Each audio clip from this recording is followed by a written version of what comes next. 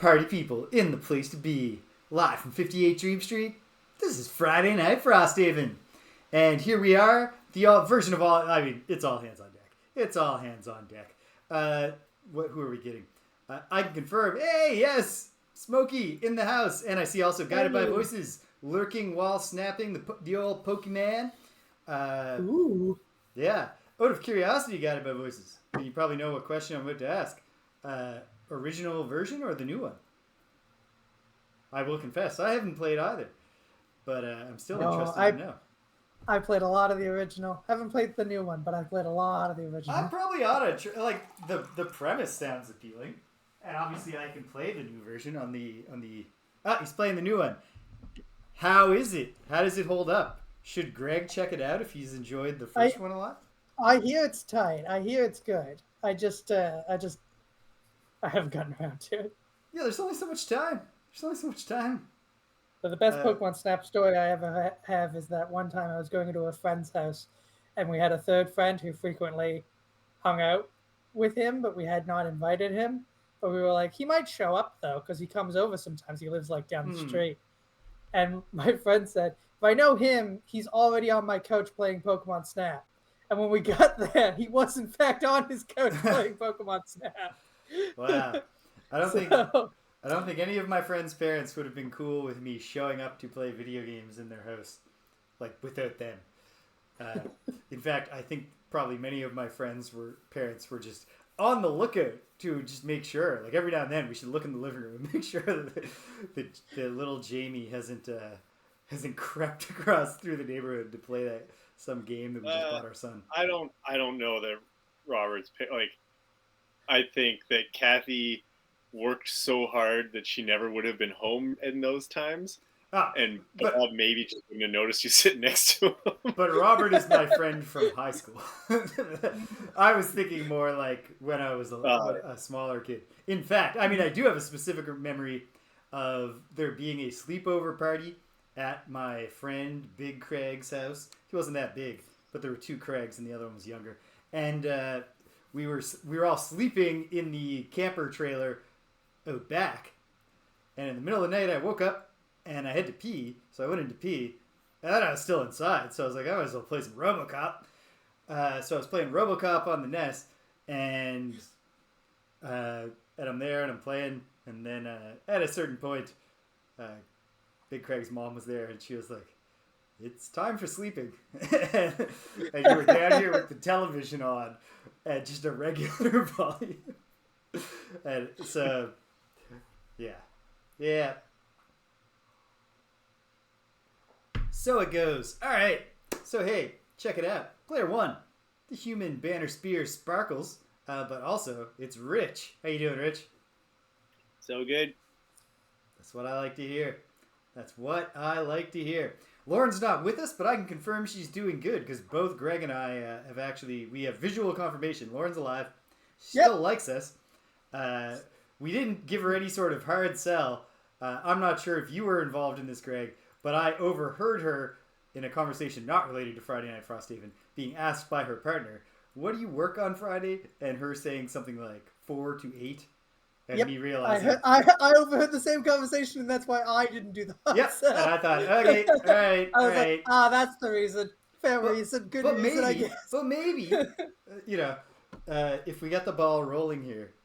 I mean, we don't play it. No, but I can understand a person who, going to work is a stressful thing, and then you come home, you got to get ready, and I can see why that would make the experience less fun. And so there's no point in trying to get Lauren back to experience the stress. If you don't love Friday Night Frosthaven, I could see that being true. Oh. But some of us play while we're at work. Yeah, that's true. Yeah. And but listen, we all have different feelings, and one of Lauren's feelings is this is not her priority, even by a close margin. But and I know I've said this, but I continue to think it is possible to see Lauren again.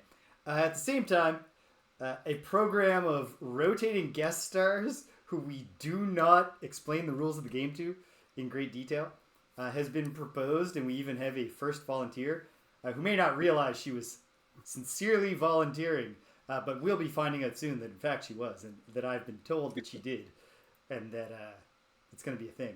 So, you know what? I'm just going to add her to the group chat right now. Great. Bring her in. Bring her in. Welcome to the Dream Street crew, Michaela. Helpfully, Michaela is a pretty orange-haired girl. So I gotta do so pretty easy to edit a sprite. I gotta do some work. There are ways in which she does not look like Lauren, but that's good because they gotta make the sprites look different. But I got a base. So that's nice. Player 3, the biggest hobo, an Inox drifter. It's Greg. How you doing, Greg? Good, yeah. Catching up on your Z's? Catching up with what, sir? Your Z's? Your sleep? Yes, I am. I'm trying to take it easy this weekend. I only did like half a dozen chores instead of my usual bakers. So good work. So yeah, I'm doing good. There comes a time when we all must neglect our chores. But hopefully... Very true. Well, she's not the new Lauren. Well, yeah, she is. She literally will be at least at first. For one day. 1 or 2 days. But who knows? There's no way she ever comes back, though. So. Unless, what if she gets the bugs? Like, what if she gets the oh, bugs? hey, BJ. Reference? PJ asks, wouldn't those be Zeds for y'all? Hey, James. Sorry. Yeah. What? For reference, we've played Love Letter with Michaela 4 times. Yes. Still doesn't get it. Okay. Ooh, all right. That's a type. That's a. Although, that's a steep I'll introduce this, Rich. We did our murder mystery, and Michaela was one of the people, and she was the only one of us who noticed that there were lines that she was supposed to read. Remember what Michaela? It was at the introduce yourself part, and like I improv some stuff in my dumb Palooka voice, and like everybody said some stuff. And we all did okay. And then I got to Michaela, and Michaela was like, well, and she had this like detailed backstory. We're all very impressed. And then she was like, well, it's just like what's on the card. Isn't that what we're doing? So you never know. Maybe Michaela will come for the first time, and I'll be like, so this ooze targets this person, and Martin will be watching the replay on YouTube, and he'll be like, James. And then Michaela will be like, well, hold on, though. Isn't the first tiebreaker? Yeah. You never know. Maybe. You never know. But also, maybe we should call this card Meat Grinder. That's also possible. Grinder. That is also possible. Is she going to be the banner spear? Are we going to hand off the banner spear to her when you retire it? No. Well, what's the least complex character? Probably the Drifter. Yeah, I was going to say it's the Drifter, but probably close second is the banner spear. Yeah. Certainly in the way that they're literally coded for complexity, the starting characters, the easy ones are the ones you're doing. But I don't know. Maybe we bring her in after one of us retires, and she plays one of those too, because like we'll figure it out. I'll reach out to Michaela soon and break the news to her that this is happening. She's in the group chat. Don't worry about it. Great. Awesome. Don't worry about it. Excellent. So here we are. Oh, hey, check it out. Player 4, your host here. To go back to what PJ was saying in the chat. PJ asked, wouldn't those be Zeds for y'all? And that actually, because we are Canadian, do we say Zed in Canada? Across Canada? Sometimes. Yeah? Sometimes. W, X, Y, Z, now I'm... Well, they've changed so here's the thing, James, there's a new woke alphabet. Yeah, there's a new woke alphabet, as Rich says. So the thing is that we as Canadians have a lot of things that are sometimes foods that people don't realize, that they think, oh, everyone in Canada talks that way. But we've been so inundated by American media that we do generally just, say whatever comes out of our mouths at any given time, a boot or about. It just depends on the mood and whether or not anyone's playing a fiddle.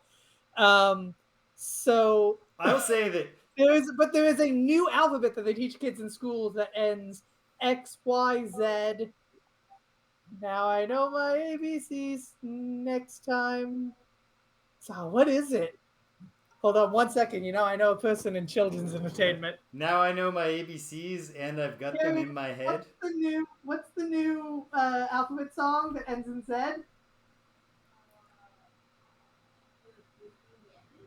Yeah.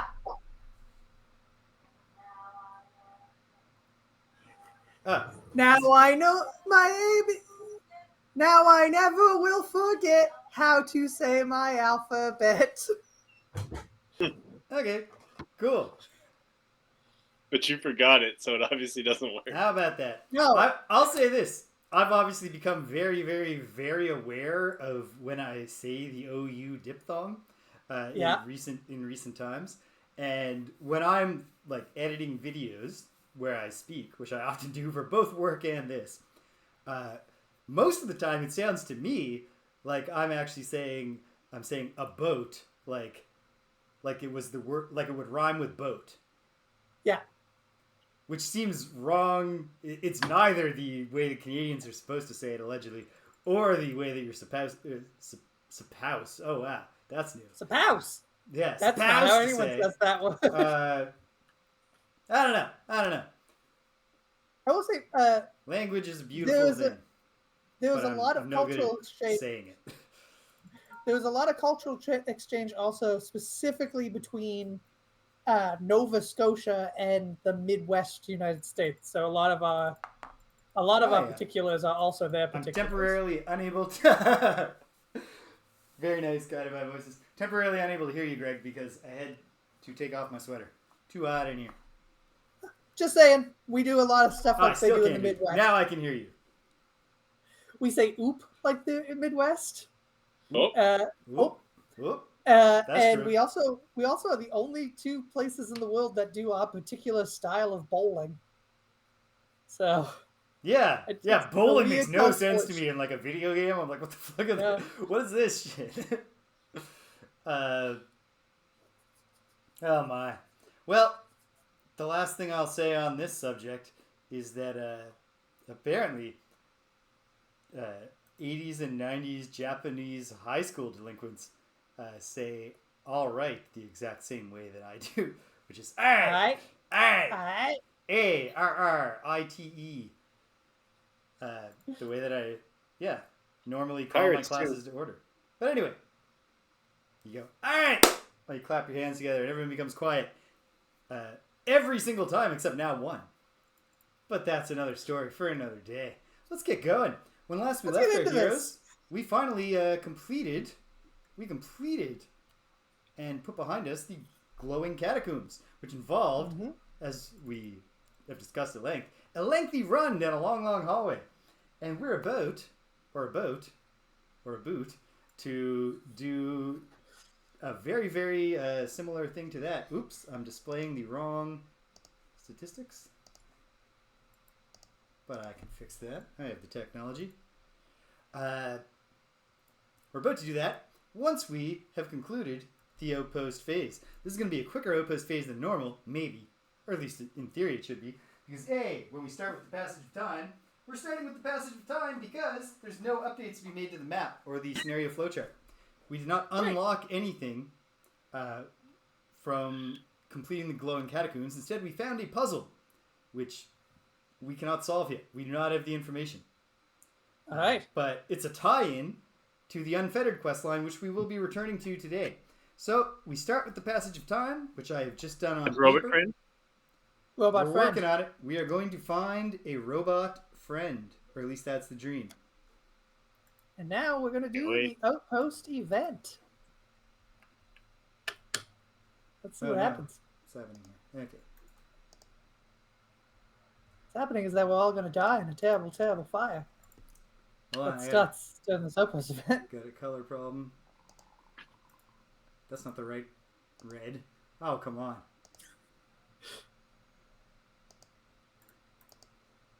Okay. I've identified the correct shade of red. Nope. Okay. I'm close. Nope. There it is. Fuck it. There we go. All the reds are the same, but this X is not the same size. Now it is. All is right in the world.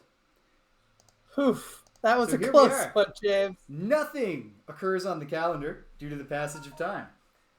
So next up is the Outpost event, right? Yeah, next up is the event. Outpost event. Excellent. We're going to do an Outpost event and a road event today, just like you're supposed to. Or supposed, as some say. So here we are. Without further ado, it is Winter Outpost event 15. Sorry, Outpost. I can ride this joke for a long time. I'm going to go out on a limb and say that we're going to get something a little thornier than whether or not to eat the frozen radishes. But let's find out.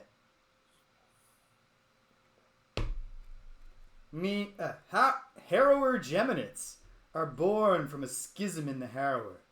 That internal conflict manifests itself outwardly as two forms competing for control.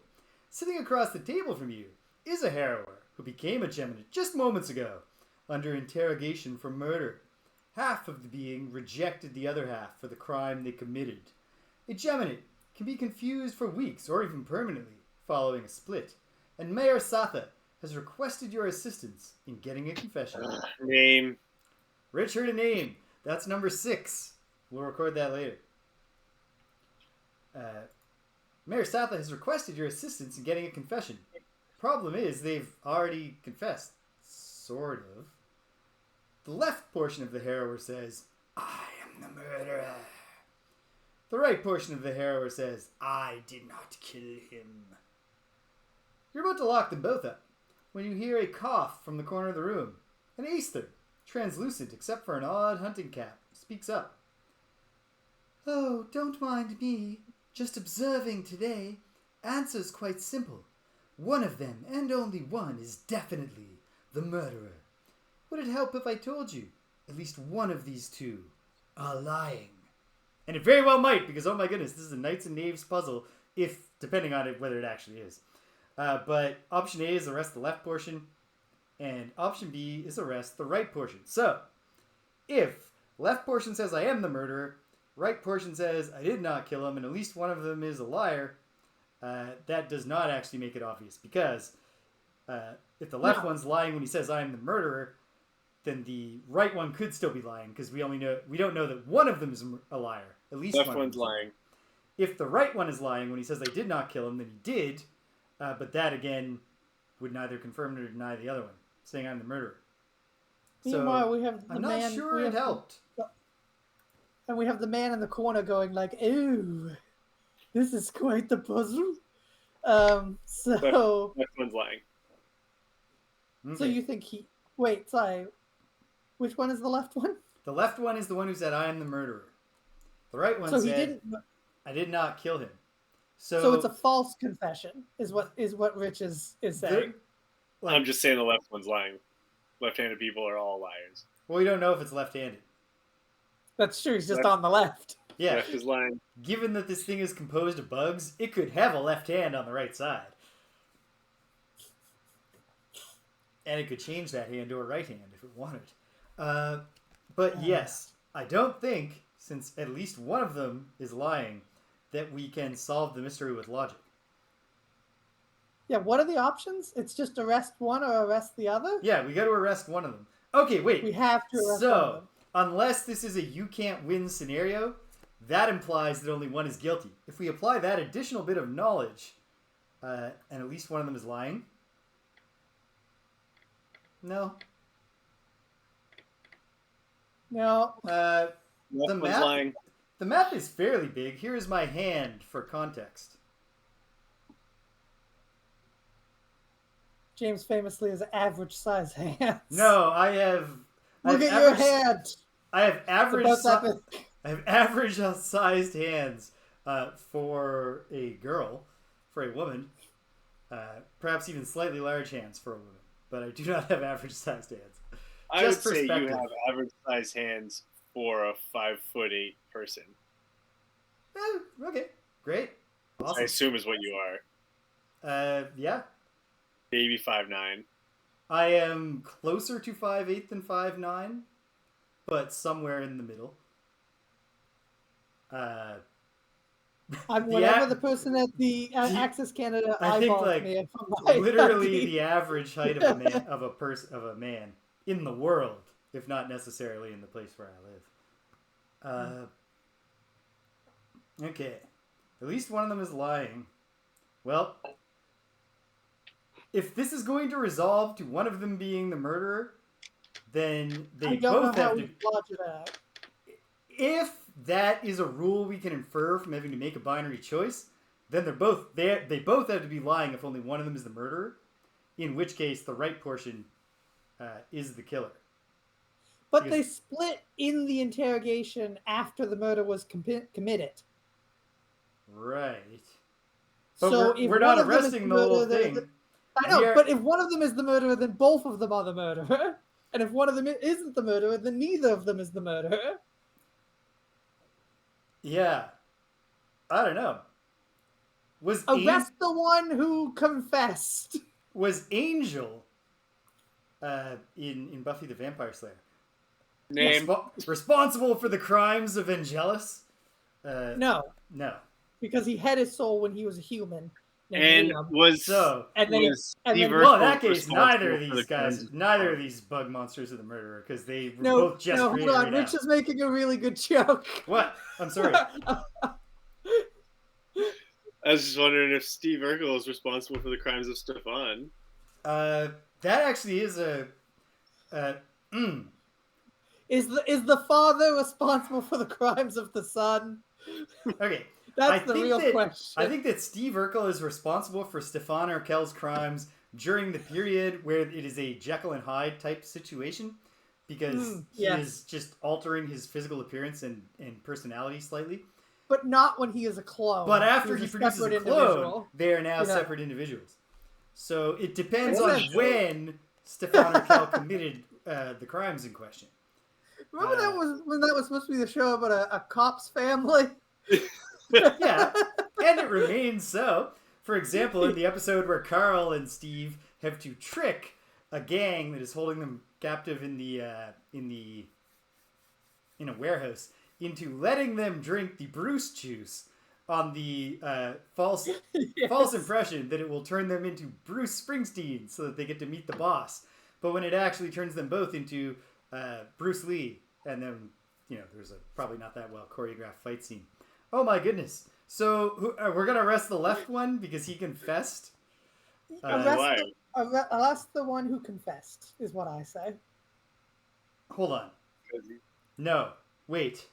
If at least one of them has to be lying and someone is the killer. This feels like an undercooked logic puzzle. Can I say that right off the bat? I say we arrest the right one, because if at least one of them has to be lying and it is not bullshitting us where it's going to be like, the answer is they're both guilty, you were wrong either way.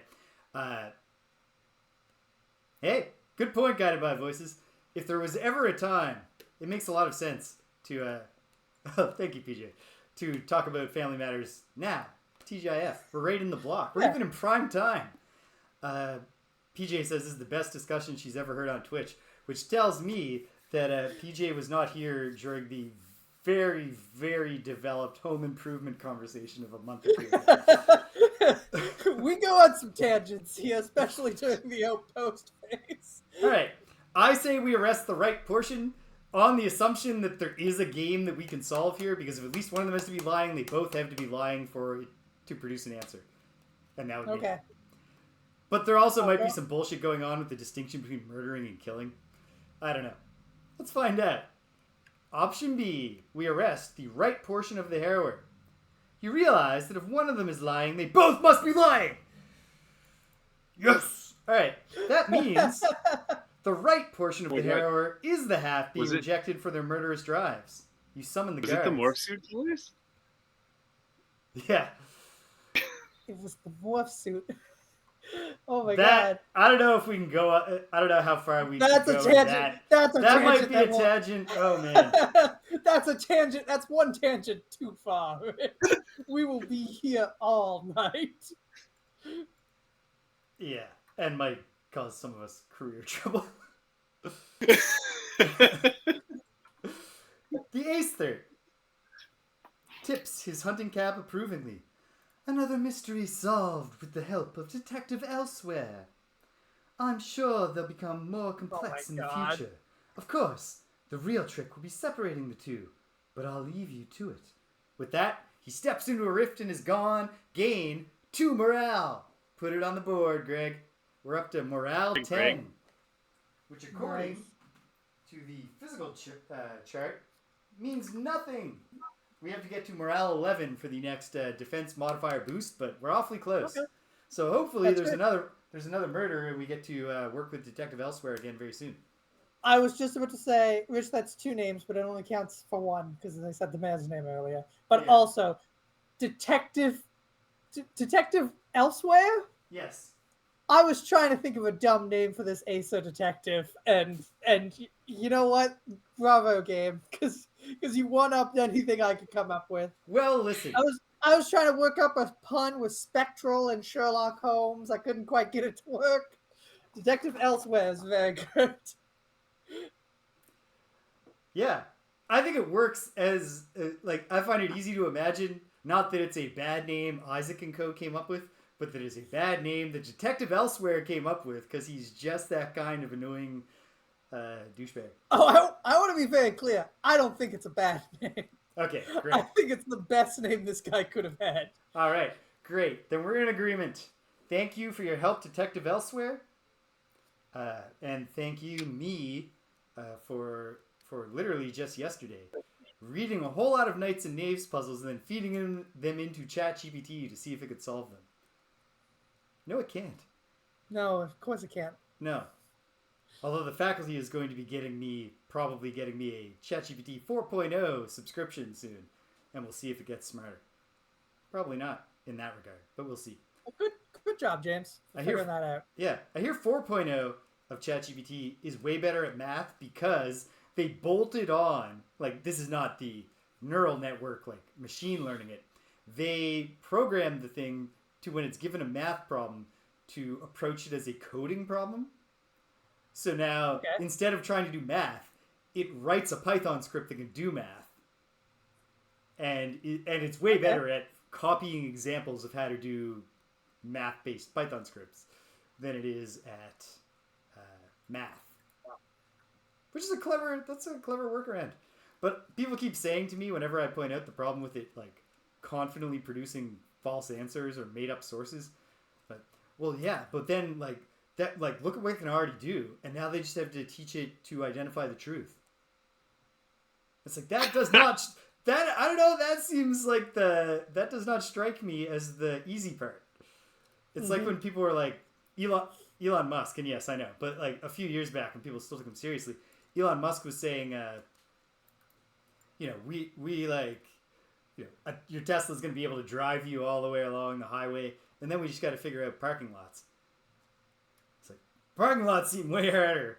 Parking lots are way more difficult to drive in than highways, which are literally a single street going in one direction with clearly painted lines that you stay within that have laws that govern them.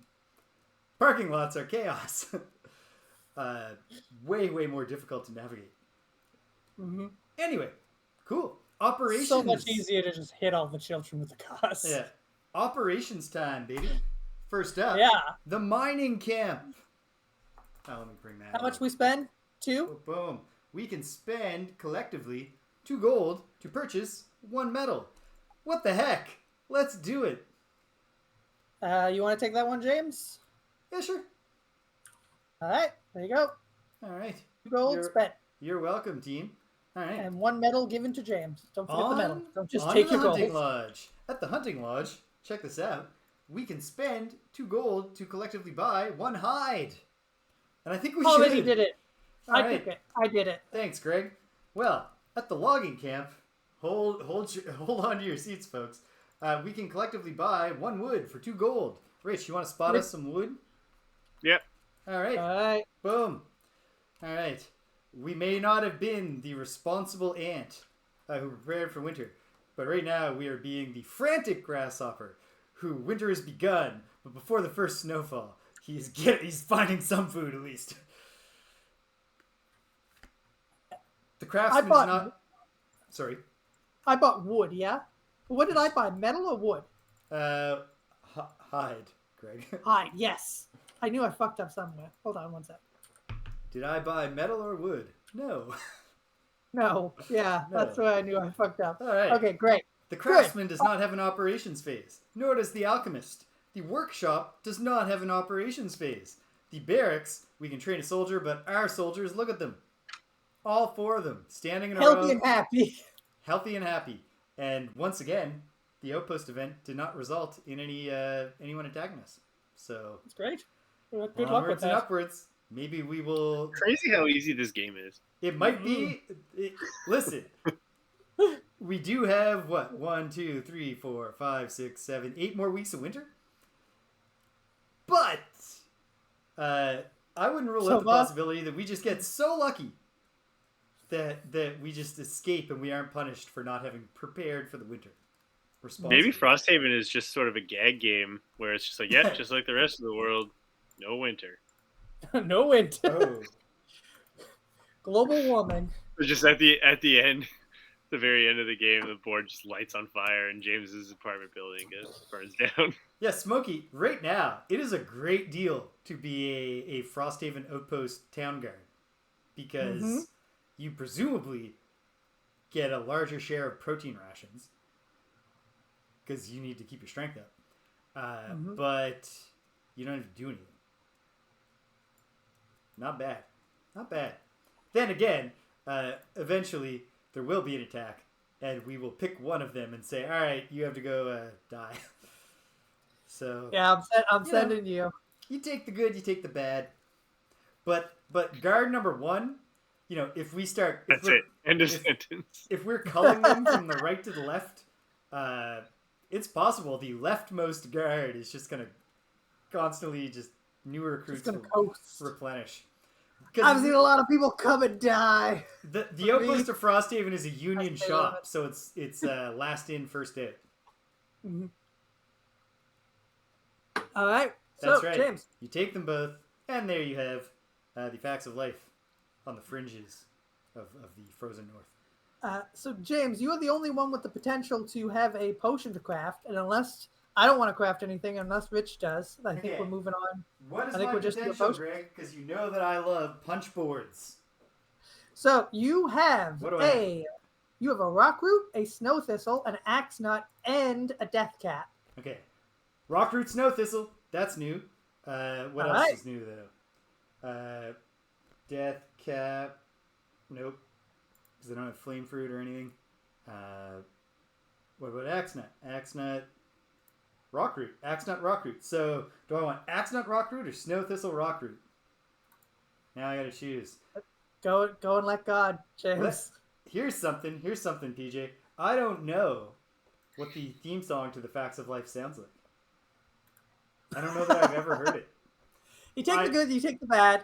I know the words. I've heard the reference to the words from Scrubs, but I don't know if they sing that one in Scrubs so much as just someone says it at some point. Yeah, you're right. It's a say thing, just like exactly how you just did it. You just quoted Scrubs is what you did.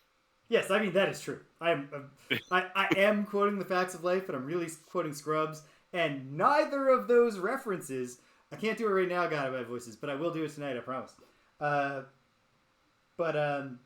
Yeah, none of those references land with today's youth. I can confirm that.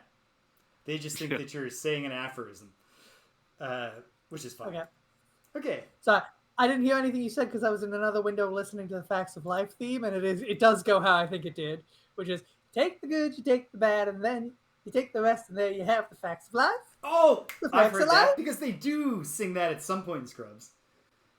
Does Ted's band sing it in the show where they're doing the theme songs? Oh, almost definitely. Yeah, probably. Yes. Okay. The Facts of Life.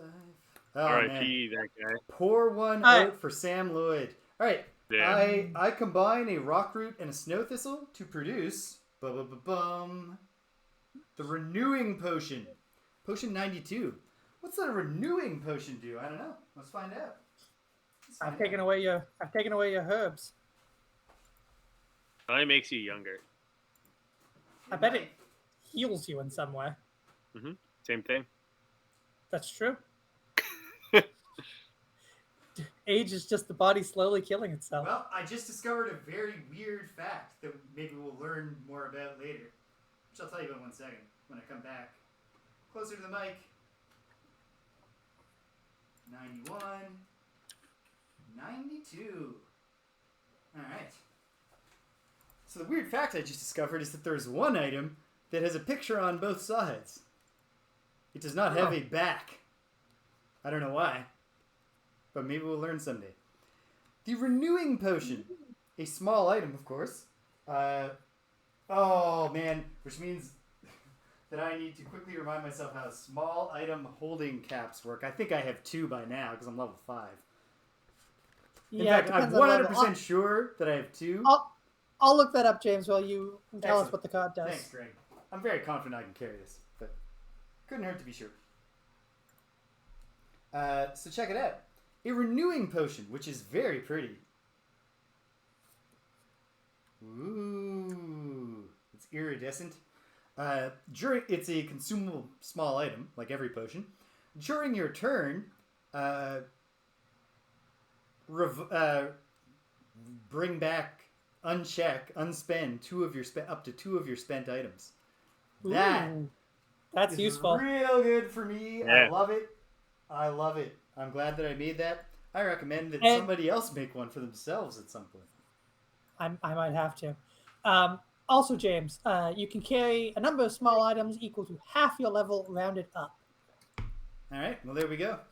So you can, in fact, do 3 if we're rounding up. Because half my level is 2.5. That rounds up. There you go.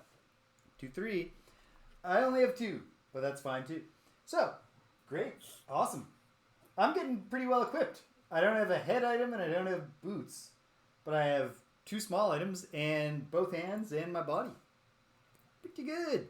Your character in particular strikes me as the kind that would go barefoot. But of all of us, barefoot in the snow, creepy undead summoner lady. Yep. That sounds the most... Yeah. I can buy that. At least until we get an Algux on the team. I'm very confident the Algux are barefoot all the time. I'm not actually that confident. I could be totally wrong. Martin will correct us if there's any concept art that shows that the Algux actually wear very large boots. I can say the Enoch's definitely wearing shoes in this picture. Yeah. Yeah. That makes sense. All right, so check it out. Oh, I got sexy boots. It's building time now, right? Or does anyone go? You guys want to see my sexy boots? I got sexy boots. Nice. Yeah. Very nice. No, I'm good. I don't need to visit the craftsman. Okay. Rich? Now I'm gonna do that. Whatever. All right. Well, it's building. What do we have to build? As always, we could build the enhancer that we're never going to use, but you never maybe building the enhancer unlocks a scene where the new enhancer in town is like, I could also join your party, because that did happen once with the hunting lodge. So there's a case to be made for building it, even if enhancements have never been a mechanic that we're deeply engaged with in any Gloomhaven property. But meanwhile, we also have, let's see, what can be upgraded? We are currently prosperity level, wait, it's right here on the screen in front of me, 2. So we're close to 3, aren't we? We're very close to 3, but we're not at 3. So we can upgrade nothing. So that's helpful. That focuses the mind. We can build the enhancer. There are no new walls that we can build until we get to prosperity. So the enhancer is all we can do. Well, no, because we can also build either the sled or the climbing gear, although we don't have any use for them yet. So, enhancer. Let's build the enhancer. Let's break the seal. How much does he cost? All right, the enhancer. To build the enhancer, we need 3 lumber, 4 metal, and $10. All right. Lumber from each of us. Yeah. Yeah. Take my bucks too. I don't like them. I'll split the buck cost with you. And you might retire very, very soon. You might not need that one. Okay. Yeah, true. Can't wait. 3 lumber, 4 metal. 2 from you, James. You have 4. All right. 1 from each of me and Rich. We each have 2. And 10 gold. I'll split it with Rich. So I'm going to go down to 16 gold, and Rich will go down to 10. Okay. You never know what we'll find on the road, Rich. You might run into like a traveling merchant, dude. You don't want to have no gold. Do you think we might find it's like a gold mine? I think, honestly, that's totally within the realms of possibilities. Yeah. Like that seems like something we'd find in Frosthaven. It might be a situation where it might be a situation though where it's like you could take all the gold you want and tell no one, or take no gold and tell someone, and then if we take no gold, like 6 months from now, they're like, hey, the mine. Thanks for telling us about that mine. Now here's 100 gold, or something. Yeah. Hey, listen, man. I don't write these things. I don't write these things for a living. But I feel like if they put me in the room, I could throw out some ideas. All right. Well done, Greg. I am just trying to figure out here how best to put this down. I think the answer is not to worry about it. So there we go. The level 1 enhancer has been built. Here comes some news. Oh, +1 prosperity and section 193.1. So I'll add a prosperity tick here to our thing. We are close, but not that close. We still need 3 more prosperity ticks to get to level 3. 3 more. Okay. 3. All right. Okay. So not too bad. Gameplay's a coming. This is gameplay, but scenario's coming. We are barreling towards the dead mile. But here we go. We might play 1 or 2 turns of it. I made a mistake because I decided to just name this episode after the scenario instead of using the Road to nomenclature because I thought this might just blow by. Now we can play a couple rounds, but before we play a couple rounds, I'm just gonna go do a real quick upstairs check. Yeah. Okay. I have the monitor going, but we never used the monitor. Like it's just. I can hear a kid crying, and just between babies, forgot how much babies move in their sleep. So now I'm not convinced that the volume is. Hey, go take a look. Go for it. Go take a look. If you miss anything cool, we'll tell you. The Enhancer projects an aura of mystery into Frosthaven streets. Oh, this is 193.1 Enhancer built.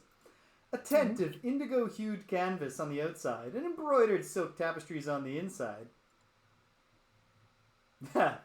Good point, Smokey, but it taps out at 1 per Outpost phase, so he had to make up this excuse much earlier to have avoided hearing Mayor Satha. The way the text is written, like the name, which is something like strength in numbers or making friends. It's a name that implies really that the idea is supposed to be about meeting different people, but the text does not say that. People. So plenty of people with that particular personal quest probably wind up retiring based on 8 mentions of Mayor Satha. Although, to be fair, we did meet a new person. A really cool new person called Detective Elsewhere. Detective Elsewhere. Inspector Not here. Right. Coming to NBC this fall. A tent of indigo-hued canvas on the outside and embroidered silk tapestries on the inside. The Enhancer will use gold to provide enhancements to your abilities. In the smoky enclosure you encounter Voice of 8, the unified being composed of 8 different Aethlers who come and go depending on their needs and whims. Specifically, you see Nira studiously in the midst of preparing spell components for customers. Nira's dark eyes sparkle with pleasure at your entrance. She seems to be settling into Frosthaven comfortably, though she and the others are certainly one of the Outpost's more unusual residents. If you're ever in need of a little strangeness, she says, as if reading your mind, semi-transparent teeth glinting in a smile, you know where to find me. Rewards. Add Summer Outpost Event 63 to the Summer Outpost deck, and Winter Road Event 44 to the Winter Road deck. Oh man, okay. That means the one that I already drew is not operable. No. I have to go put it at Doesn't the front. count. Gotta shuffle. Okay, so what did I just say, Greg, that I have to get? I believe you said Road Event 44. Why would you walk away without taking the card with you, though? 44. Yeah, okay. Yeah. So, I will find 44. One moment. All right, I enjoy that concept that there are a bunch of aces that live. Do they live in the same body? Is that what I'm to take from this? It's not at all clear to me, especially since after saying, "Hey, it's the Voice of 8," a unified entity composed of 8 Aethers who come and go as they please. And I was like, right now you're talking to Nira, who is a distinct entity with a clear personality. So, yeah, but I think she's one of the 8 is the idea. And they sort of agree rotate with that. through. But then why are they the voice of 8? It's just 8 people. They're just hanging out. There's a great villain in the Doctor Who audio series from Big Finish called the 11, who is a Time Lord with a rare condition that drives him insane, in which he holds on to each personality, each regeneration, rather than abandoning them for a new personality. That's so all of his regenerations sort of exist at the same time, and he's constantly rotating through them and arguing with them. Oh my! So then, and also on top of that is also a serial killer. So one more thing: section links. If you have completed Forgotten Circles, which we haven't, because we got to the final scenario of Forgotten Circles immediately before our Kickstarter arrived, and oh man, if you haven't played Forgotten Circles, folks, there's a lot of bullshit along the way, but that final boss is so much bullshit. Yeah, it's a lot of bullshit. That was the second worst ending of a game I've ever played. What's the worst? Like I don't have the game experience that you guys have, but I've only had one game that I played that I was more upset with the ending, and that was NBA Jam. The 2005 one, the one where you could unlock the Beastie Boys, and in order to do that as a playable team, you had to like win in story mode with like one of the bottom 3 teams against like the franchises, when you're playing the Lakers, it was like Magic Johnson and Kareem Abdul-Jabbar, and you were playing as like 2 guys that don't play that sit on the bench in the actual NBA now. Yeah. Robert and I dedicated like a full summer. Like we played every single day, and then you unlock the Beastie Boys, and they're about as good as the Beastie Boys would be if they were playing against NBA players. That's awesome. It comes up and it's like Adrock's like stats are like his speed is like 8 out of 100. Do you feel that was at the Beastie Boys' requests? Like, hey, don't blow us up here. I want people to know our actual skill level. Do you think they actually did some testing? Like 100% the Beastie Boys were like, do that. Yeah. Do it. All right. Well, we did not complete Forgotten Circles, but I'm going to go out on a limb and say that if we had, in about 3 weeks, Cassandra would show up as one of the voice of 8. Right? Oh, yeah, that would be neat. Right. Yeah. But that's never going to happen, because our Cassandra is locked forever in combat with the stupid final boss of that game that is clearly built around the idea that, you're going to go back and complete all the scenarios to take... There are 4 quests that culminate in taking a special card out of its action deck. And also that you're going to grind a bunch to get the perfect item loadouts and like all this bullshit that obviously if you're even watching the show for the first time and you realize that we've been doing this for almost a year now and this is how far we are into the game, that was never going to happen even if Frosthaven hadn't come and been way, way more fun than late stage Forgotten Circles. This is Winter Road Event 6. A translucent Aether wearing hunter's garb is studying some tracks on the path. He turns to catch your attention as you approach. This is an Aether Knight. Yeah, and they're all translucent. None of them are taking corporeal form. You there! A moment of your time! He flags you down. I've been searching for a vermling by the name of Dram. About yay high. Have you seen him? When you don't immediately respond, he thumbs a wicked-looking blade and continues. You see, this particular vermling killed someone quite dear to me, and I promised that I would return the favor. The Aether's eyes flash a dark longing. Option A, agree to keep a lookout for him. Option B, no, you haven't seen him. Aren't these both true? Yeah, wait, yeah. I mean, the name does sound vaguely familiar. And I know we've met at least one vermling, but I don't know if we have. If I was confident that the game, all Aethers, have third breathy option, voices, they all look alike? but some of them sound like can I even do Cassandra anymore? Cassandra's like up here. We must stop the rifts. No, that wasn't right, but it was in the vicinity. It was close. They're all breathy. I've heard you do the voice enough that it's like, oh no, we're going to go into the store. Yeah, it's extremely similar to Hale's voice. I can't do that much acting within raising my pitch that high and going breathy. But yeah, I'm inclined to say that if I trusted that we weren't going to be put on rails, and we could say, yeah, we'll keep an eye out, but if we ever see them, we're going to ascertain whether this is actually a case where we should reveal this identity and whether this bad thing happened, I would say, let's do it. Let's keep an eye out.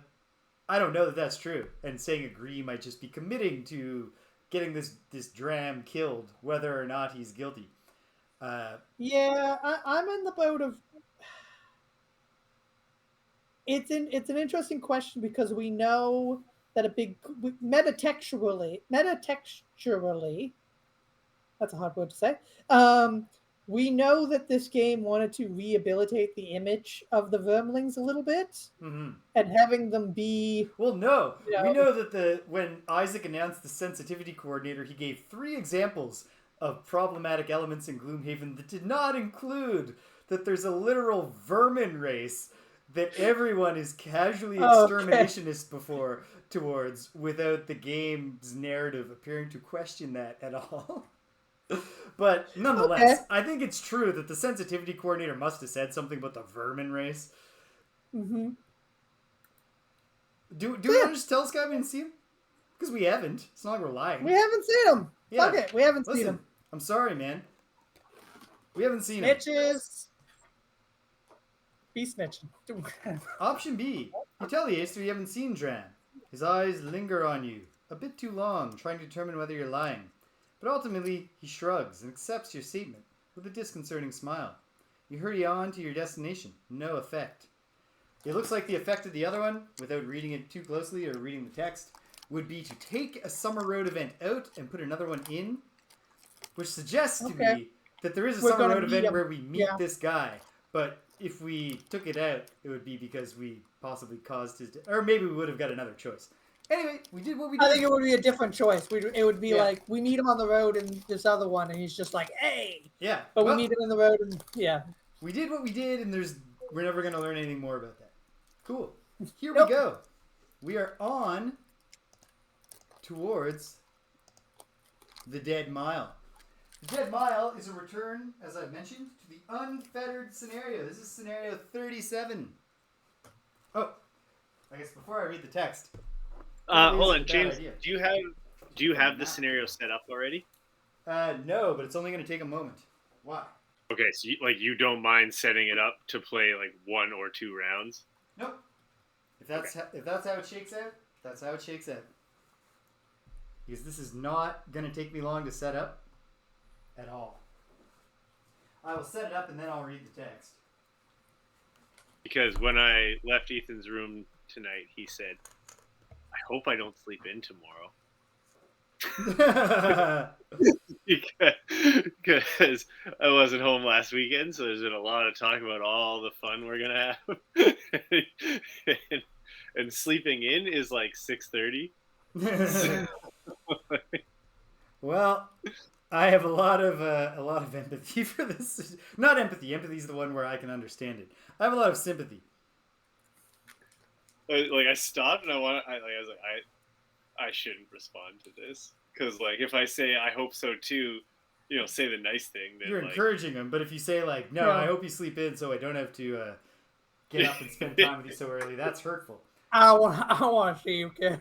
Neither of those are okay. Yeah, we'll see, buddy. We'll see. Here we go.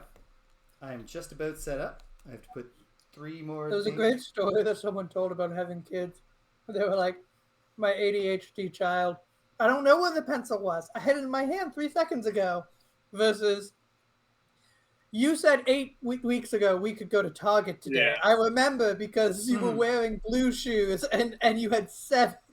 And you were eating 2 grapes.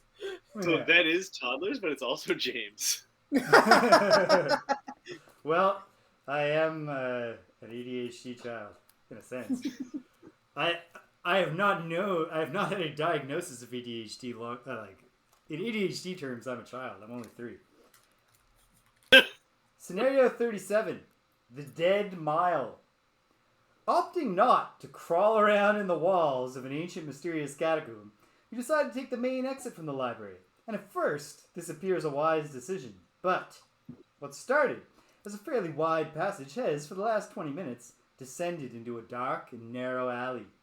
The walls are so close that you can barely walk 2 abreast without scraping the brick. And to make things worse, an overly ripe smell has begun to invade your nostrils. It's the smell of dirt. Nice.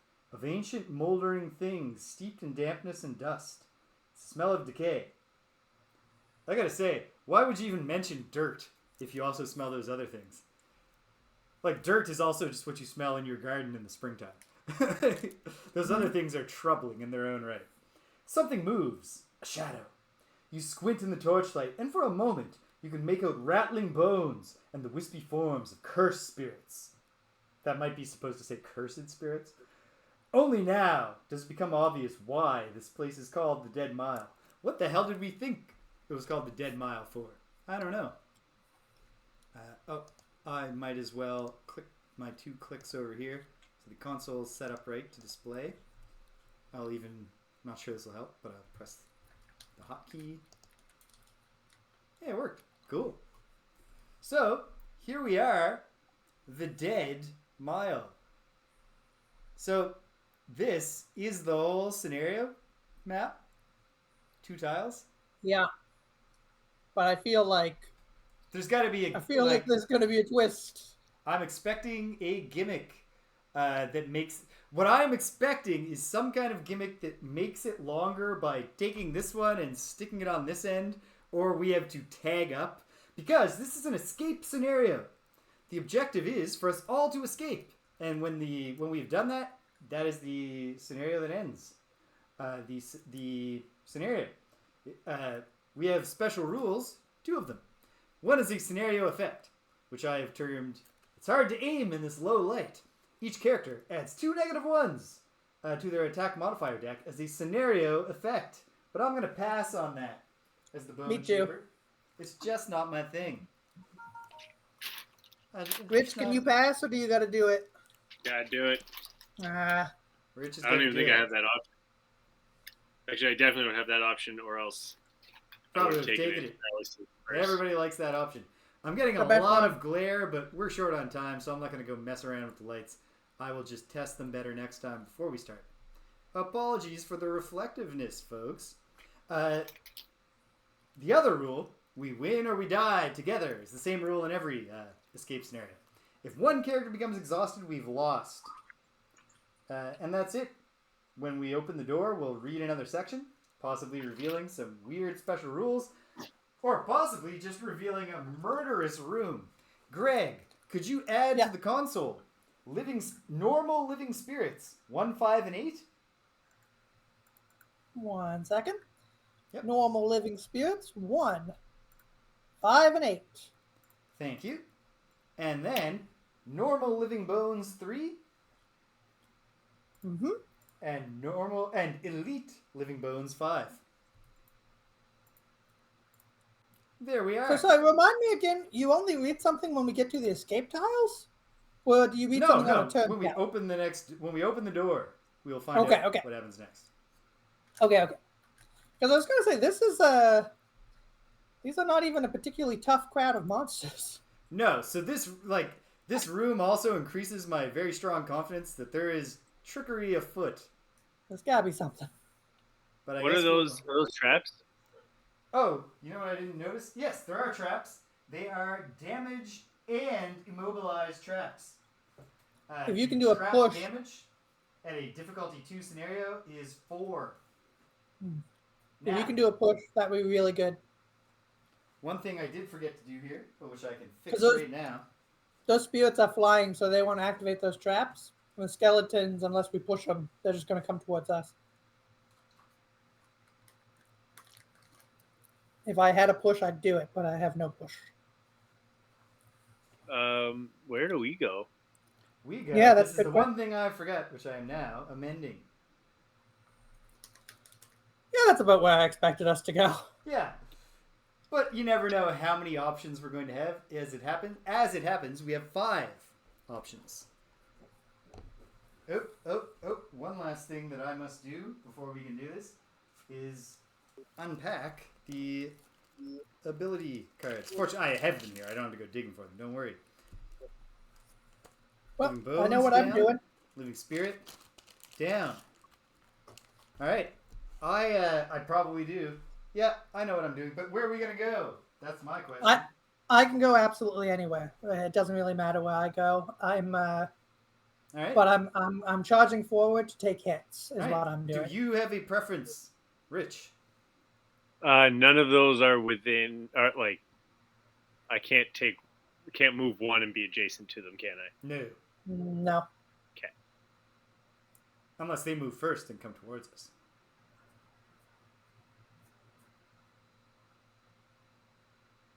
Which they won't if I run up into their face. That's true. Which is my plan. That's true. But do let me know if you don't want me to do that. I can go later. No.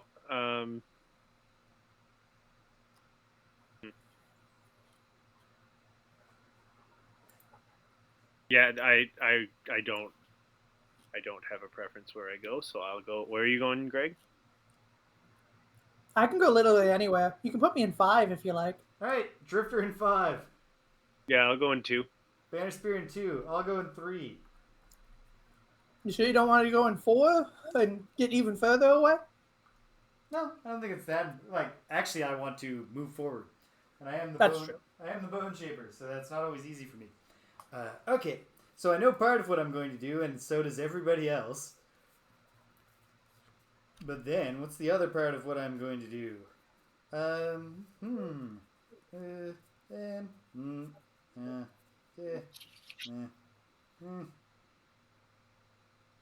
Okay. Yeah, I might not use all of this, but I could use some of it.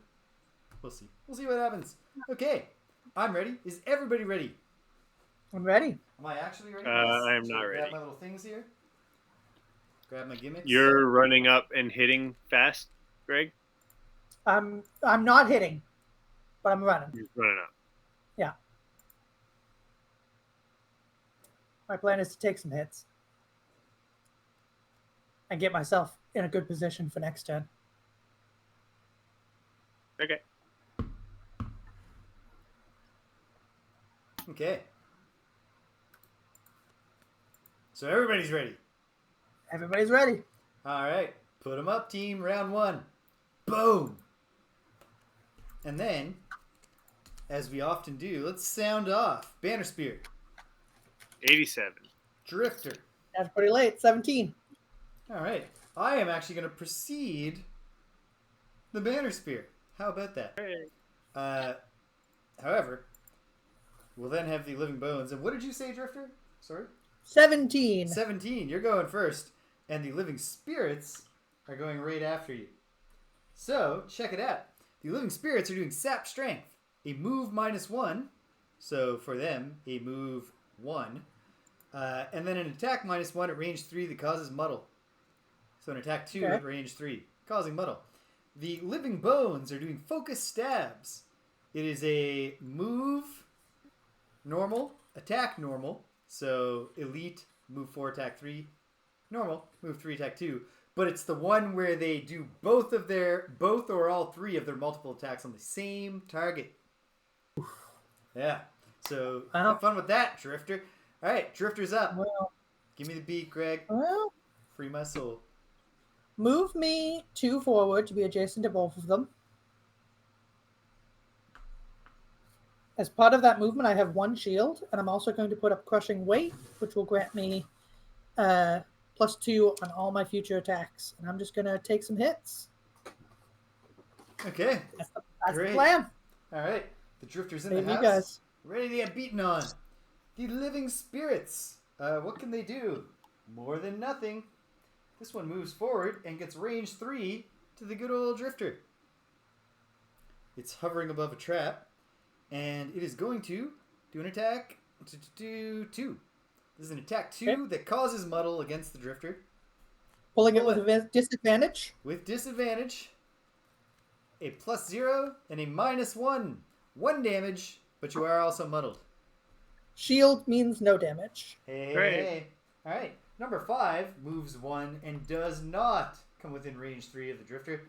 Number 8 moves 1 and does. This is an attack 2 upon the drifter, still with disadvantage? Still with disadvantage. Well, that's great because, hey, check it out.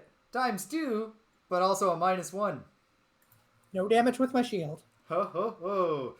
Am I supposed to shuffle this at the end of the round now because the shuffle one is out there? Yep. Yeah, I was pretty sure. But it means no one else can pull it, which is great. Yeah, it's terrific. You don't shuffle it till the end of the round. Because this part is going to get violent. It is bones time. The elite is already right next to you, so it's going to do 3 attack 3s against you. Oh, Here no. comes the first one. Attack 3. Hold on 1 second. Actually, do you have equipment cards in front of you, James? Yes. Not in front of me, but just to the left. And a little bit back. Is it 2 slots or 3 slots on crude armor? Crude armor. Let's find out. Crude chain armor? Crude hide. Crude hide armor. I thought that you had crude chain armor now. So I don't know, Greg. I have the wrong card.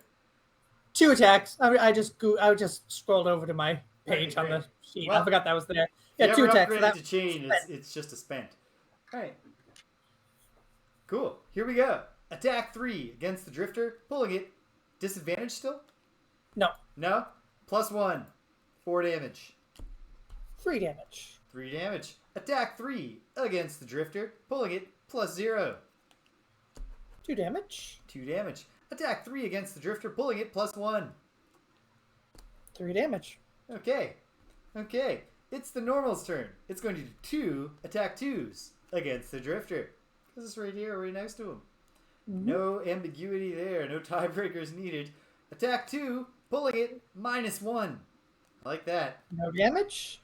Attack 2, pulling it, +1. 2 damage. All right. Okay. Well, that could have been worse. It could have also been better. Like a lot of That was half my hit points. Yeah, that could be worse. There are worse percentages than 50. True. But again, there are also much better ones. Certainly could have gone better. I can imagine ways in which that could have gone better. Okay, it's bone shaping time. I'm just getting ahead of the game here by shuffling the things that I need to shuffle for the monsters. For round 2, I'm shuffling. I've done it. Good job, James. All right, bones are done. It's bone shaping time. Well, check it out. With the bottom of Returned Servant, I didn't need Returned Servant. I will use a move 4 to step forward 1. And then, brace yourself. I will use the top of Oh wait, no, I'm sorry. Banner Spear. Do you need that space that's right here between me and the elite? Yeah.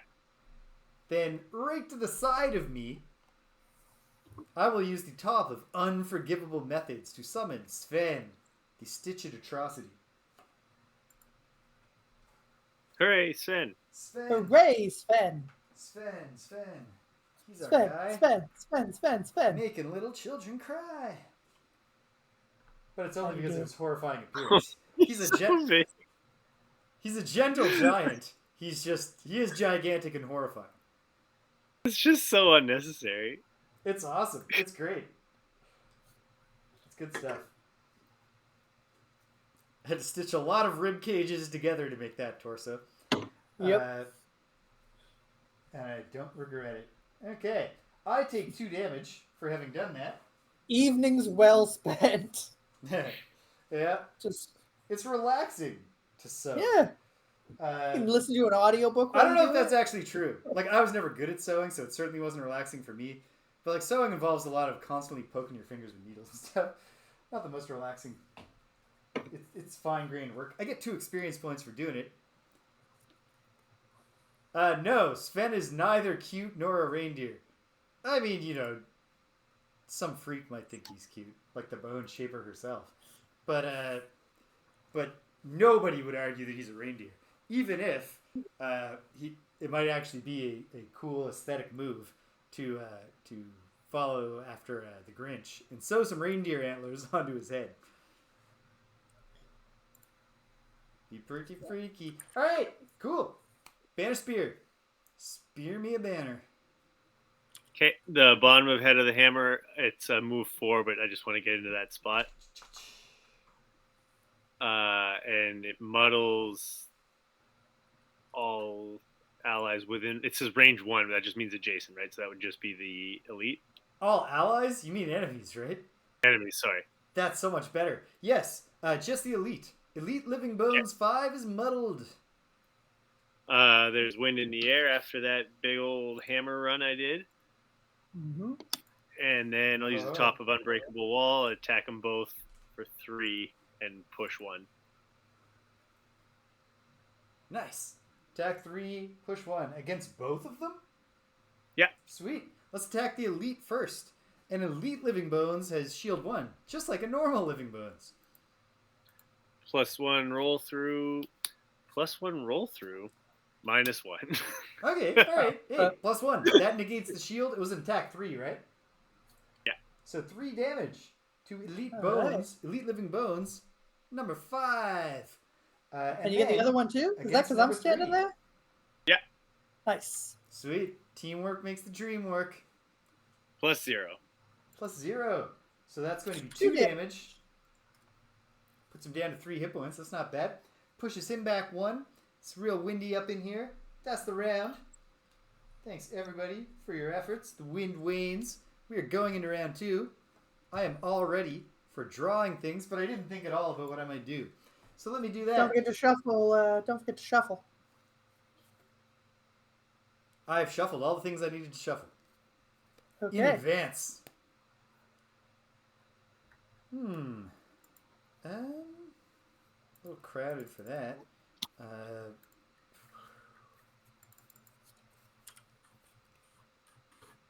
Okay. I am going to go early and try to have Sven punch through.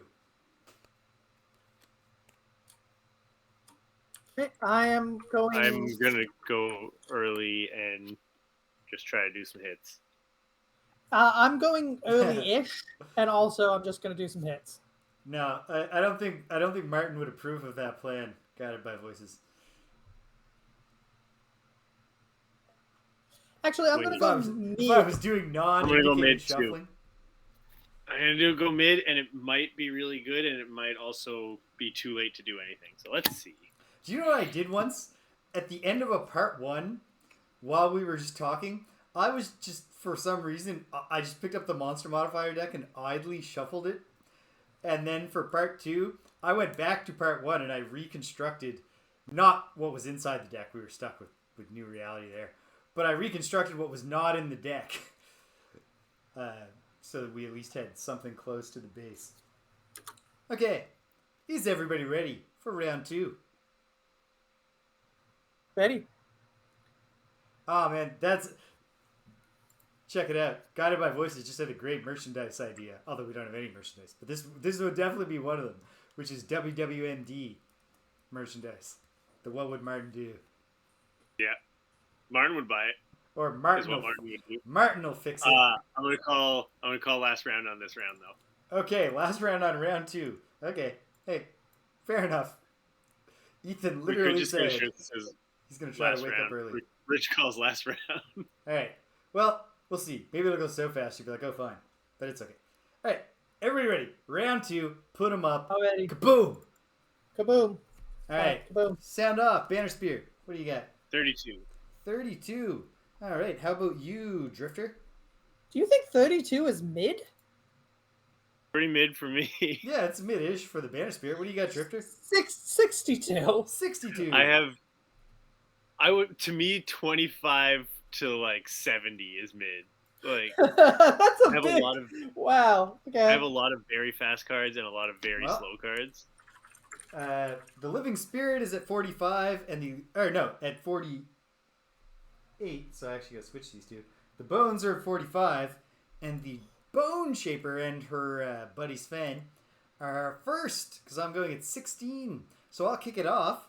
I will. Actually, I won't. Sven will. If you could keep the spot right in front of the elite clear, that would be sweet. I believe I'm allowed to do so because Sven can take the same. Both routes take the same amount of movement points to get him to his target, the elite. So Sven comes forward, and he is going to do an attack 3 on the elite living bones, which of course has 1 shield. But this also innately causes wound, which we like. Mm. So, attack 3, I am drawing it. +2, create either earth or darkness. Sadly, I could use earth this turn, but you're not allowed to do that. You cannot create an element and consume it in the same turn. Nonetheless, so actually, hold on. Give me one moment here to glance at my cards and see which of those would be advantageous for me next round. Well, you've given him a death sentence because you did 3 + 1, which brings it down back to 3 because of his shield. But he only has 7 hit points, and you've wounded him. So I did 3 + 2. Oh, you did 3 + 2. He's dead. You can't get any more wounded than dead. All right, that's 1, by the way, for anyone keeping score at home. Well, you can still move up to Rich and hit somebody else. But now we can't get rid of those traps.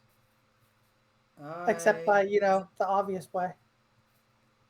You know what? I will create Earth because I might or might not have a gimmick I can do next time. Ooh, you know what you could do, Rich, to get rid of the trap? Could you have hit the normal? No. I don't get Sven. That was Sven's turn, so he picks the target that would act the soonest, which is the elite. Okay. Now it is I. Also, Rich, real quick though, you can totally summon your expendable guy onto a trap. That'll get rid of it. True. Hey, that is true. That's true. Check it out. With the bottom of Flesh Shield, I will engage. I cause myself 2 more damage, but I'm pretty hardy these days, so I can take it. And now, on the next source of damage to one of my summons, that damage is negated. So, enjoy that, Sven. And then, with the top of Wrath of the Torment Earth, I will grant Sven an attack +1 against the normal Living Bones. This is an attack 4 against so a +0 is a kill here. -1. Death sentence instead. So, cool. 2 damage and a wound. Oh, man. Death sentence. But that doesn't count as a kill. I know. Which is stupid, by the way, Isaac. Especially when it happens in the same turn. Hello. Hunter. Yeah, I understand why they did the rule because it will save everyone from being like, well, hold on a second. Who wounded that thing? If it takes a while. And you're like, well, hold on. Did your wound really kill it when I did 5 damage between you wound?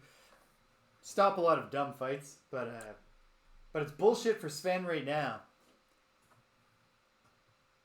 So I hate it. All right. Yeah, that's my turn. Banner Spear. All right. Just because Sven is so big, I can't see, but I'm pretty sure the hex doesn't exist for me. Yeah. That's an obstacle. Yeah, this is obstacle. Can you move Sven again? Excuse us, Sven. If you move up 2, you can get a treasure and attack any of 3 individuals.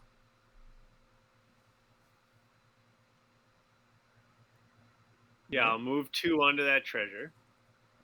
Please. Ding, ding. And then, so that was the bottom of combined effort. So I can also grant 2 allies within range to move 2. So I want to get someone behind me. Could you do that before you moved, or is that after you move? It's after. Oh, well. Okay, I can't move. It's move 2, then says grant 2 allies within range. Yeah. So I think I have to do it in the order that's definitely. Card. Yeah, definitely. For sure. All right. It's okay. I have a couple of big moves. So yeah, move Greg behind me. Wait, you can move 2 allies within range? No, within range 2, you said. Yeah, move me. Yeah. All right. Yeah. And then tip of the spear. I will attack 3, pierce 3 on that one guy. Okay. That will bypass his shield and almost definitely kill him. Shield 2 completely. So, and you said it's an attack 3? Yeah. All right, a -1 is a kill, so -2 and null are the only bad pulls here. +0. +0. There you go. Dead. Done. Which one is he, James? Done like dinner. That's living spirit number 8. Or rather, it's dead spirit number 8. Okay. End of turn looting. The banner spear acquires something. Go into the loot deck. Where's the loot deck? Where's the loot deck? Here it is. Pulling it. A single coin. It's not super exciting, but hey. Tis what it is. Yeah. Beats a kick in the head. Alright. Whew.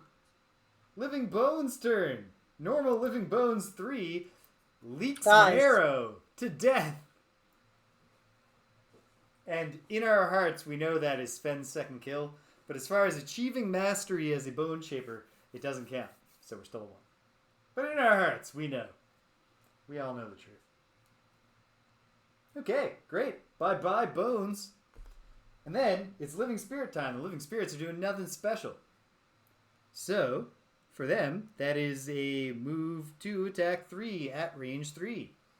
We are going to start with number 1, who will move 2. 1, 2. And then attack the Banner Spear from range 3. Wait, hold on. No, it did not have a way to use fewer movement points to get not disadvantaged against you.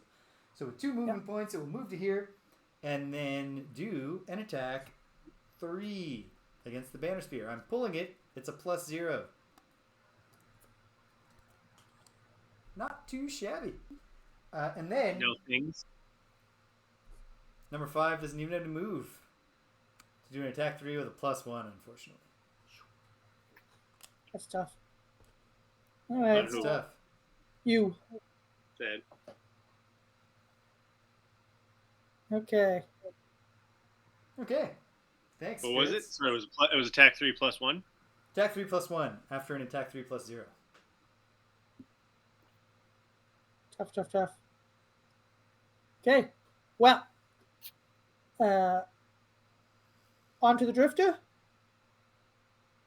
On to the Drifter. I considered moving up to do an attack, but at this point, I don't think I really can afford burning another, 4 or 5 HP to step on a trap. I suppose I could jump. I could jump, but I'm worried. Boots? Yeah, but I'm worried about my in the next room. My shoes. Are those consumed or spent? They're spent. So you can get them back by long resting. I could get them back by long resting. Or by drinking your renewing potion if you planned ahead like the Bone Shaper. That's a nice way of saying that, but sure, yeah, you planned ahead. Oh, no, I did not at all. Also, now that I think about it, back when Rich was like, did you have the option to attack the other one? I totally did. I could have used the Horn of Command. I just didn't think of it. Yeah, save that. My bad. This worked out. This worked out, I think, yeah. I don't need to save it, because I got the renewing potion now. I think it is more important in the long run. It is more important in the long run for me to just set up my my shield 2 on the next 6 sources of damage. Thank you, Guided by Voices. And then I'll just do nothing with the top. Affirming my philosophy of life. I'm going to bring this up to Danielle many times in the coming days. This is a debate we often have. When she's saying, so 3 weekends from now in the morning, I'm going to need... And I'm like, babe, we could talk about this on 2 Fridays from now. But now I can say, and Guided by Voices agrees. Yeah, She'll say, the indie band? And I'll say, I'm not saying it's not the indie band. Okay. That also burns my muddle. End of my next turn. So I'm not muddled anymore, at least. All right. Nice. And that is my turn. You can't get any less muddled than clear-headed. All right. That's round 2. And here we are. Was it the last round, Rich? It was, and I think that'll be good for next week because then we won't just finish early. Okay, yeah. That does... oh, man. The only torturous part for me is not necessarily that we're stopping, but that we're stopping before opening the door and finding out what bullshit is going to make this hard. I agree, but the opening the door and finding out the bullshit was the thing that was going to take too long for me. That's actually to a want really to do fair another point. round. Yep. Yeah. That's it. That's true. And I This bet bullshit's gonna be get ready to set up 50 more things than you expected to. Yeah, I'm excited. I had this image in my head of James just being like, "All right, you guys got a vamp." Yeah, that's fair. That's very fair. The Earth wanes. The other thing goes away. We are going into round 3 when I bet we'll breach the door and find out some kind of bullshit. Or what if it's just exactly what it looks like? 2 pretty easy rooms in a row. A very short an mile. escape scenario that takes 5 rounds maximum.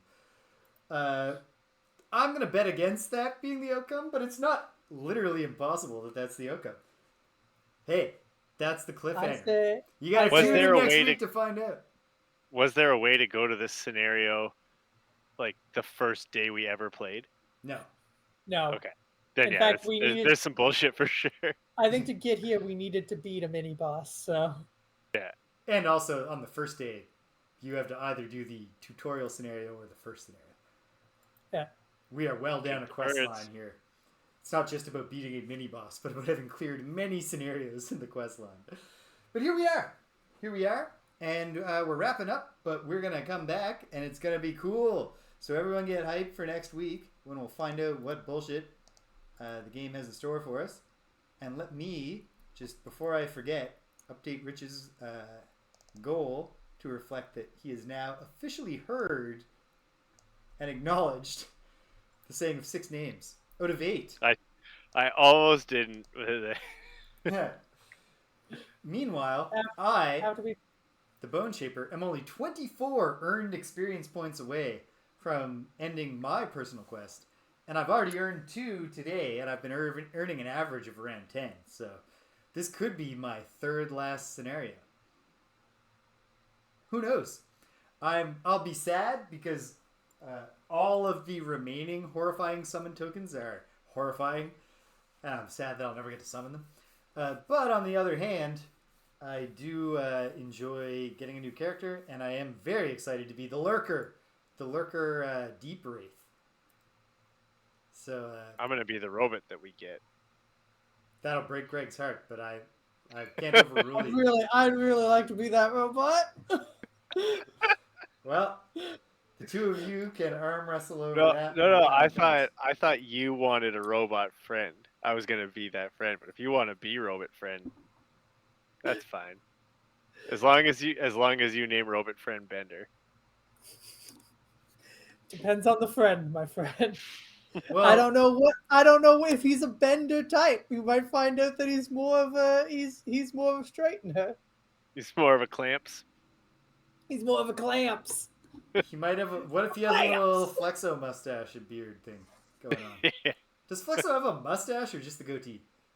Just the goatee. I think just the goatee. But... Anyway, Clamps is obviously one of the funnier one-joke characters. Yeah. Guess I'm going to have to give him the Clamps! Although Hedonism Bot might have him beat. I don't know. Hedonism Bot was pretty good. As far as literal one-joke characters, like they're only there for one episode with the joke, the primitive watermill robot. This is the end! Yeah. Very, very funny. What do you know? There you go. You heard it here first, folks. The original run of Futurama was very funny. Pretty good. Yeah. We endorse it wholeheartedly. And there's some laughs to be had in the later runs too. But I never really felt like we were hitting one of James's former partners once said that one of the only things she knew about me was that I loved Futurama. She's like, yeah, Rich loves Futurama. That's one of the only things that I know about you. I'm not sure which one said that,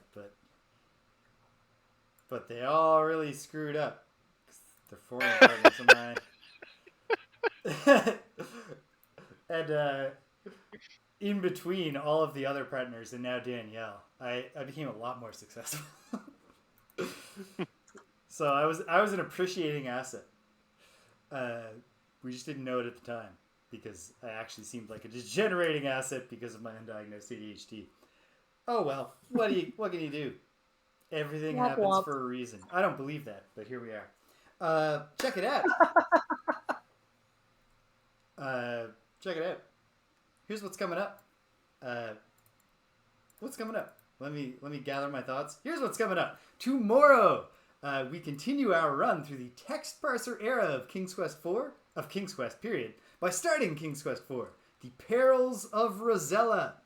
So, we ended King's Quest III on a cliffhanger.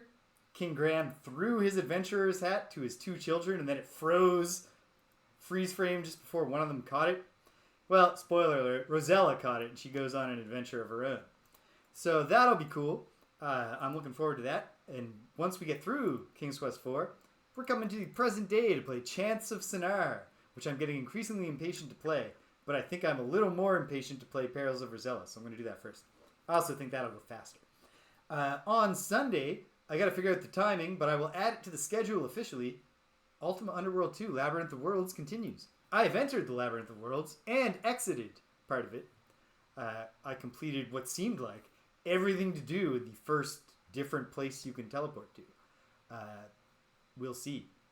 But I have a labor uprising to foment or suppress back in Castle British, where the servants are getting angry about being treated like servants during a crisis. And then we got a weird gem. We got to look at it. So probably that will open up more of the Labyrinth of Worlds. Cool. Then Tuesday, if Greg is back in fighting form, what do you think? I think I'll be. Excellent. We're going back to Shodai Neketsukoa Kunio-kun, the original hot-blooded tough guy Kunio, to find out if it gets better or just stays the same. Of kind of, you appreciate the ambition, but it's not the best execution. But hey, it looks great and has terrific music, and it's not unfun. And I'm interested to see where it goes. So we'll pick up with that. And then, before you know it, it's Friday again. And you know what happens Friday nights? Friday Night Frosthaven. So we hope you join us. Hey, if you stuck around to the end, thanks for sticking around to the end. If you came and you left, you can't hear my voice. I'm glad you stopped by anyway. So thanks for stopping by. And until the next time that we're in some hallway, which we often seem to be, just running and running, take care of yourselves. And be kind to everyone you meet.